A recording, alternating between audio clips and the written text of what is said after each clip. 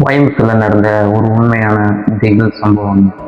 சரியா 2021 ஒரு college student எப்பயுமே காலேஜ் விட்டு லேட்டாக தான் வீட்டுக்கே போவாராங்க. அந்த மாதிரி ஒரு வாட்டி கரெக்டாக 3 மணிக்கு அவர்கிட்ட வீட்டுக்கு போயிட்டு இருக்கும்போது ஒரு அன்னோன் நம்பர்லேருந்து ஒரு கால் ஒன்று அவருக்கு வருதுங்க. அவர் அட்டன் பண்ணி யாருன்னு கேட்கும்போது ஆப்போசிட் சைடில் ரொம்ப பதட்டமாகவும் பயத்தோடையும் என்னைய காப்பாற்றுங்க காப்பாற்றுங்கன்னு ஒரு வாய்ஸுங்க. இதை கேட்டு அவர் பயந்து போய் எங்கே இருக்கேன்னு கேட்டிருக்காருங்க.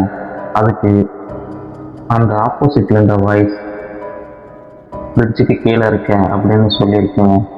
இதை கேட்டால் அவர் ரொம்ப பயந்து போய் கூட ஒரு ஃப்ரெண்ட்ஸை கூப்பிட்டு நேராக அந்த பிரிட்ஜுக்கு கீழே போயிருக்காருங்க. அங்கே போய் பார்க்கும்போது ஒருத்தருமே இல்லைங்க. கையில் டார்ச்சர் வச்சுருந்துருக்காங்க. அந்த டார்ச் லைட்டு ஆன் பண்ணி மேலே பார்க்கும்போது தான் தெரியுது, வீட்டுக்கு மேலே ஒரு உருவம் நிற்கிறது அவருக்கு தெரியுதுங்க. ஆனால் மூஞ்சி மட்டுமே சரியாக தெரியலைங்க. சரி பக்கத்தில் போய் பார்ப்போன்ட்டு அவங்களும் பக்கத்தில் போயிருக்காங்க. ஆனால் போகும்போது அந்த உருவம் அப்படியே மறைஞ்சிருந்துருக்குங்க. இதை பார்த்து அவங்க பயந்து போய் ரிட்டன் வீட்டுக்கு வந்துடுறாங்க. அடுத்த நாள் அவங்க இதே குழப்பத்தோட போலீஸ் ஸ்டேஷனில் போய் இதை பற்றி விசாரிச்சிருக்காங்க. அப்போது அங்கே ஷாக்கிங்கான ஒரு விஷயம் சொன்னாங்க.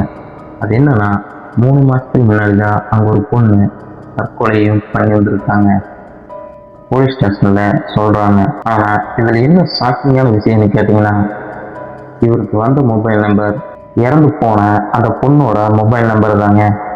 அந்த மொபைலில் இருந்தால் கால் வந்திருக்கு.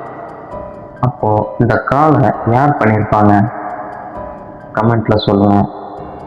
அப்படியே நம்ம சேனலை சப்ஸ்கிரைப் பண்ணிடுங்க.